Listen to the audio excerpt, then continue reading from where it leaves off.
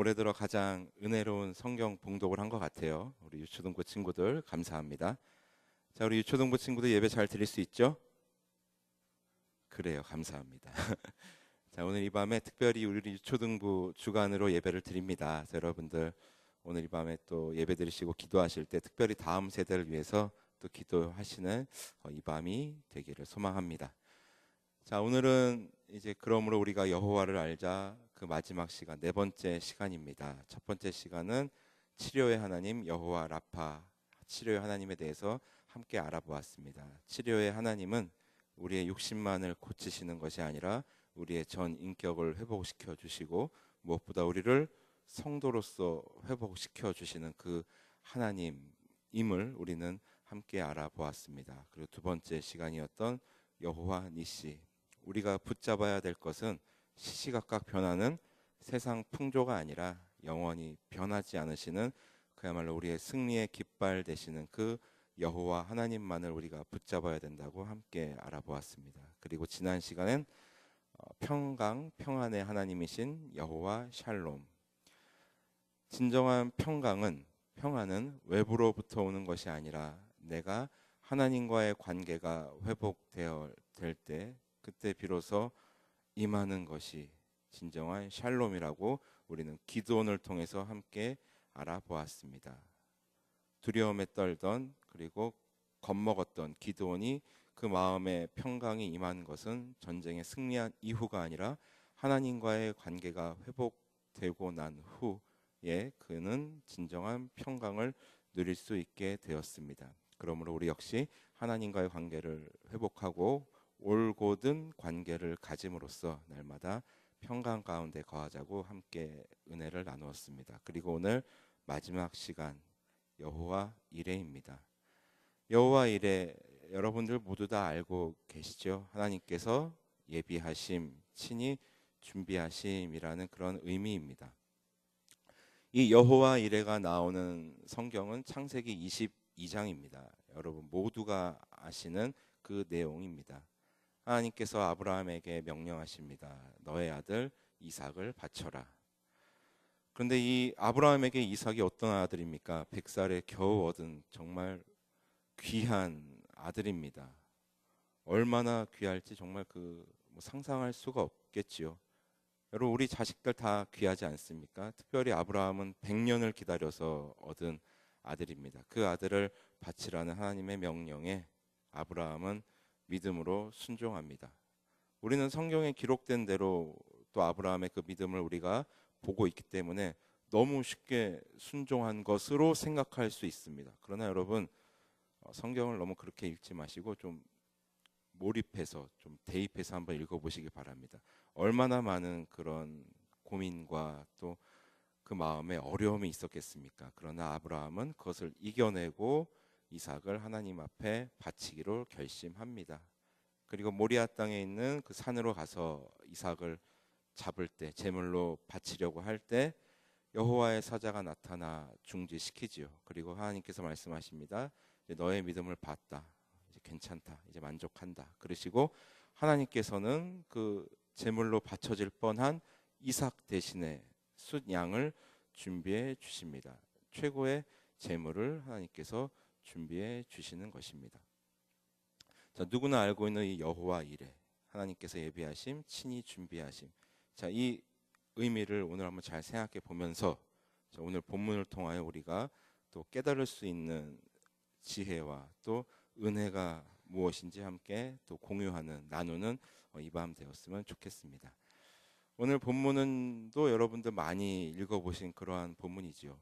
바로 예수님께서 예루살렘 성전을 정화하시는 그러한 장면입니다. 예루살렘 성전은 다윗이 착공을 하였고 솔로몬이 완공한 거대한 성전이었습니다.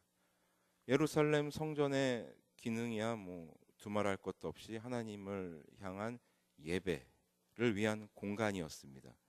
그러나 그 의미는 점점 퇴색되어서 예수님 당시에는 예루살렘 성전, 물론 겉으로는 하나님을 예배하는 그러한 기능을 담당하는 건물처럼 보이나 실제로는 인간의 사리사욕을 채우기 위한, 욕심을 채우기 위한 그러한 공간으로 전락해 버리고 말았습니다. 하나님께 예배를 드린다는 명목하에 예루살렘 성전에서 매매 행위가 이루어집니다. 하나님께 바칠 제물을 준비하라는 그런 의미로 여러 모인 사람들에게 그 제물을 팔고 또 환전 행위도 이루어집니다. 예루살렘 성전 안에서만 통용되던 화폐가 있었다고 합니다. 그래서 그 안에서 매매 행위, 환전 행위가 이루어지는 것을 보시고 예수님께서 그 상을 뒤엎으시는 장면이 바로 오늘 우리가 읽은 요한복음 2장 그 배경입니다. 예수님께서는 당신의 그 공생애를 사실 때 당신 본인을 위해서는 그렇게 화를 내시는 분이 아니셨습니다. 늘 온유하신 분이셨습니다. 심지어 아무런 죄가 없으심에도 불구하고 신성 모독죄라는 억울한 죄명을 쓰시고 빌라도 법정에서 사형 언도를 받으실 때조차도 화를 내시거나 본인을 위해서 스스로 변호하시고 그렇게 움직이신 분이 아니셨습니다. 본인을 위해서는 그렇게 화를 내지 않으시고 온유하셨습니다. 그러나 하나님의 이름이 망령되이 일컬음을 받을 때, 하나님의 이름이 더럽혀질 때는 예수님께서는 그 자리에서 분노하셨습니다. 본인을 위해서가 아닌 바로 하나님 아버지를 위한 그러한 거룩한 분노였던 것입니다. 우리가 이 대목에서 한번 생각해 볼 것이 있습니다. 과연 이 시대에 하나님의 이름이 많이 땅에 떨어지고 또 많이 망령되이 일컬어지는 이 시대에 과연 우리는 성도로서 침묵할 것인지 아니면 맞설 것인지 한번 또 생각해 보았으면 좋겠습니다. 예수님께서 그렇게 성전 정화를 하신 이유가 무엇이었겠습니까? 물론 예루살렘 성전에 그런 예배를 드리는 기능을 회복시키기 위한 예수님의 노력이시고 또 마땅히 하셔야 되는 그런 행동이셨지만 아마 예수님께서는 자신이 하나님과 당신의 하나님의 백성들 간의 화목을 위해서 주님께서 제물로 바쳐지실 것을 아셨기 때문에 우리식으로 이야기하면 당신의 묫자리를 정화하시기 위한 그러한 행동이지 않으셨을까 생각이 됩니다. 여러분 눈치채셨겠지만 하나님께서 당신의 백성과의 화목을 위해서 친히 준비하신 제물이 바로 예수 그리스도였습니다. 구약 시대에 하나님의 백성들이 하나님 앞에 나아갈 때 예배를 드릴 때 그냥 나아가지 않죠. 제물을 준비해서 나아갑니다. 그 예배에 따른 제물을 맞춰서 준비해서 나아가는데 그 제물을 산채로 드리지 않습니다. 그 제물을 죽여서 그 피를 온전히 다 하나님께 드립니다. 레위기의 표현을 빌리자면 각을 떠서 하나님 앞에 바칩니다. 심지어 내장 하나까지도 하나님께 다 온전히 바쳐야 되는 것입니다. 그래야지만 그 제사는, 그 예배는 하나님 앞에서 유효한 예배가 되는 것입니다. 예수님께서 어떻게 돌아가셨습니까? 십자가에서 물과 피를 다 쏟으시고 모든 고통을 다 당하시고 그렇게 돌아가심으로 하나님과 우리 사이를 화목케 하는 그러한 화목 제물이 되어 주셨습니다. 우리는 예수 그리스도를 이야기할 때 만왕의 왕, 또 구원자, 메시아, 또 제사장 여러 가지를 표현으로 얘기합니다. 다 맞습니다. 그런데 우리가 한 가지 잊지 말아야 될 것이 있습니다. 예수님은 하나님께서 친히 준비하신 제물이셨습니다. 제물이셨다는 것입니다. 예수님은 그것을 분명히 아셨기 때문에 또한 그러한 자신의 그 제물 되심을 충실하게 이행하시고 또 그리고 그것으로 인하여 우리는 죄인된 우리는 죽을 수밖에 없던 우리는 하나님과 화목을 이루었고 우리는 구원으로 들어갈 수 있게 되었습니다. 구원의 포문을 예수 그리스도께서 열어 주신 것입니다. 근데 우리가 여기서 알아야 될 것이 있습니다. 예수님께서 그렇게 준비하시고 또 나아가실 때 그리고 또 아브라함이 또 여호와 이레라고 명명한 하나님께서 친히 준비하심을 그가 경험했을 때 우리는 이렇게 얘기하죠. 아, 하나님께서 친히 준비하셨구나. 하나님께서 준비해 두셨구나라고만 생각할 수 있는데, 우리가 잊지 말아야 될 것은 여호와 이레를 우리가 경험하고 또 깨닫기 위해서는 수반되어야 될 것이 하나 있습니다. 그것이 무엇이냐? 바로 믿음의 순종입니다. 아브라함은 그 산 위에 올라가서 순양을 본 게 아닙니다. 하나님의 말씀에 믿음으로 순종했을 때 그 여호와 이레를 경험하게 된 것입니다. 순양을 보게 된 것입니다. 그런데 예수 그리스도께서 이렇게 예루살렘 성전을 정화하실 때, 이렇게 상을 엎으실 때, 그 예루살렘 성전에는 수많은 사람들이 그곳에 있었습니다. 그 당시는 유월절이었습니다. 명절이었습니다. 그래서 이스라엘 전역에 흩어져 있던 민족들은 자신들의 신앙의 고향인 예루살렘 성전을 향해서 다 모여들었습니다. 그런데 그 가운데 믿음으로 예수 그리스도를 바라보는 사람들은 단 한 사람도 없었습니다. 심지어 예수님의 제자들조차도 예수님께서 왜 화를 내시는지, 왜 저렇게 분노하시는지 그것을 알지 못했습니다. 믿음으로 그 예수 그리스도를 바라보는 사람이 아무도 없었습니다. 그것을 오늘 성경 22절은 이렇게 증언합니다. 죽은 자 가운데서 살아나신 후에야 제자들이 이 말씀하신 것을 기억하고 성경과 예수께서 하신 말씀을 믿었더라. 제자들이 보기에, 당시 예루살렘 성전에 모여있던 사람들이 보기에 예수님은 그저 행패를 부리시는 분에 불과했던 것입니다. 왜 그렇게 예수님께서 분노하시고 성전을 깨끗게 하시려고 하는지 믿음으로 보는 사람은 아무도 없었습니다. 그렇기 때문에 참된 제물 되시는 예수 그리스도를 깨달은 자들이 그곳에는 아무도 없었습니다. 여호와 이레를 경험한 사람은 아무도 없었습니다. 제자들도 예수 그리스도께서 부활하신 후에야, 그때야 비로소 믿었다고 성경은 증언하고 있습니다. 여러분, 우리는 참 하나님께 많은 것을 바라고 있죠. 하나님, 우리 자녀들의 앞날을 예비해 주십시오. 아니, 우리들의 앞날을 예비해 주십시오. 하나님, 준비해 주십시오. 이런 기도를 많이 합니다. 그런데 아까도 말씀드렸지만 우리가 참된 여호와 이레를 경험하기 위해서는 믿음의 순종이 필요한 것입니다. 자, 그것이 여러분 거창한 것이 결코 아닙니다. 그저 지금 계신 여러분들의 자리를 버텨내시면 되는 겁니다.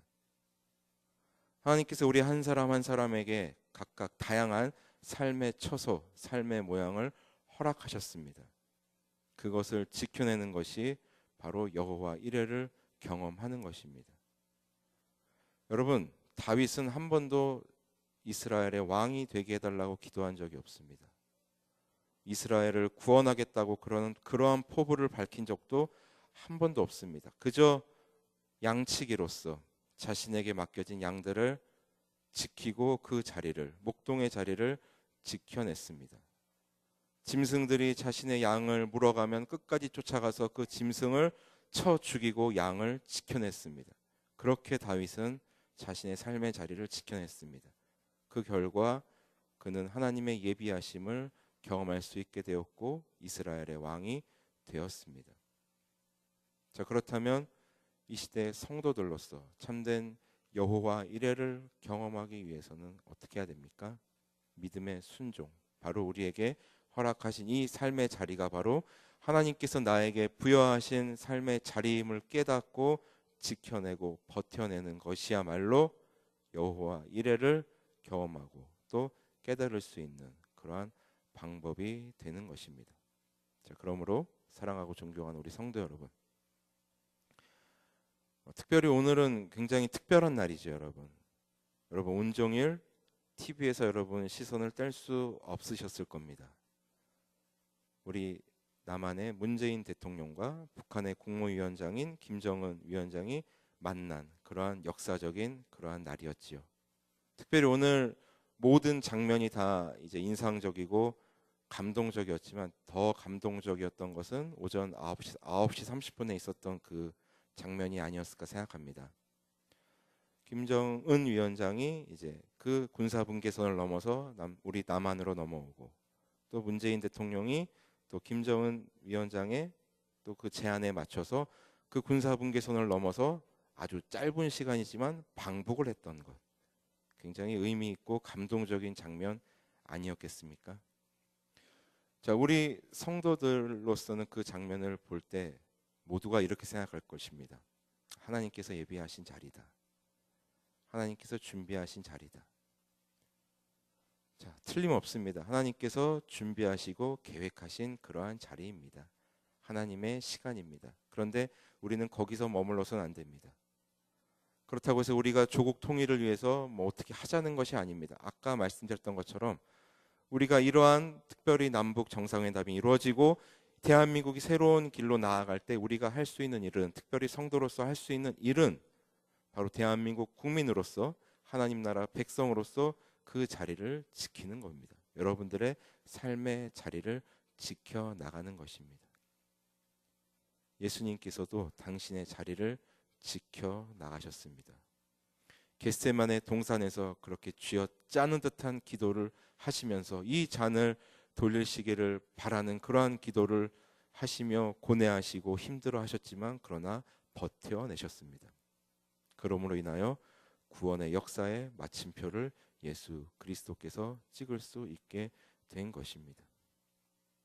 우리도 그러한 삶을 살아야 한다고 생각합니다. 우리가 그렇게 삶의 자리를 버텨가는 것, 그것이 바로 믿음의 순종이 되는 것입니다. 그리고 우리가 그러한 모습을 보일 때 저 뒤에 앉아있는 우리 믿음의 후배들이 그 길을 따라올 것입니다. 여러분, 저 뒤에 앉아있는 우리 유초등부 학생들이 하나님께서 준비하신 다음 세대라는 것을 믿으십니까? 저 어린 영혼들이 하나님의 말씀으로 양육되어져서 하나님 나라와 우리 조국을 위해서 일할 하나님이 예비하신 제목들이라는 것을 여러분 믿으십니까? 믿으신다면 이제 그 믿음의 순종을 보여주시면 됩니다. 매주 가서 저들을 위해서 간식을 사주시라 이런 말씀은 아닙니다. 물론 사주시면 정말 감사합니다. 뿐만 아니라 우리가 지켜야 될 것은 믿음의 선배들로서 우리가 우리의 자리를 지켜가고 버텨가는 모습, 그리고 하나님과의 관계를 올바르게 회복해가는 모습, 관계를 맺는 모습을 우리가 꿋꿋이 우리의 삶을 지키며 그들에게 보여주며 나아갈 때 우리는 그야말로 참된 여호와 이레를 경험하게 될 것입니다. 아무쪼록 이 여호와 이레, 하나님의 친히 준비하심이 우리의 삶에 날마다 일어나고 또 그것을 목격하는 우리가 되었으면 좋겠습니다. 특별히 이 대한민국, 우리 조국 이 땅에 정말 하나님께서 예비하신 일이 일어났으면 좋겠습니다. 오늘의 이 역사적인 날이 그저 과거의 시간으로 그냥 묻히는 것이 아니라 진짜로 하나님께서 예비하신 그러한 여호와 이레의 현장이 되었으면 좋겠습니다. 뿐만 아니라 우리의 어린 영혼들도 여호와 이레로서 정말 하나님께서 준비하신 제목들로서 우리 교회와 조국을 위해 일하는 그러한 제목들이 되기를 또 소망합니다. 아무쪼록 우리 한 사람 한 사람 우리가 하나님 앞에 서는 그 순간까지 우리의 신앙의 여정을 갈 때 믿음의 순종을 함으로 인하여 날마다 여호와 이레를 경험하는 그런 복된 삶을 살아가는 우리 모두가 되시기를 주님의 이름으로 소원합니다. 하나님 감사합니다. 우리는 여호와 이레에 대해서 모두 다 알고 있습니다. 하나님께서 친히 준비하시고 예비하심을 우리는 모두 다 알고 있습니다. 그러나 우리가 그것을 깨달을 때 잊지 말아야 할 것은 믿음의 순종도 수반되어야 함을 하나님 잊지 않는 우리가 되게 하여 주옵소서. 우리가 믿음에 순종하며 우리의 그 성도의 자리를 지키며 나아갈 때 진정한 여호와 이레를 경험할 수 있음을 깨닫는 이 밤 되게 하여 주옵소서. 특별히 아버지 하나님, 주님께서 준비하신 우리 다음 세대들을 위하여 기도합니다. 정말 우리의 어린 영혼들이 말씀으로 양육되어져서 하나님 나라와 우리 조국을 위하여 일하는 그런 귀한 일꾼들로 성장하는 귀한 은혜를 더하여 주옵소서. 뿐만 아니라 이 대한민국을 위해서도 준비하시는 그 여호와 하나님을 깨달으며 나아가는, 경험하며 나아가는, 우리의 인생에 있어서 날마다 여호와 이레를 경험하며 나아가는 우리 모두가 되게 하여 주옵소서. 감사드리며 이 모든 말씀 우리 주 예수 그리스도 이름으로 기도드립니다. 아멘.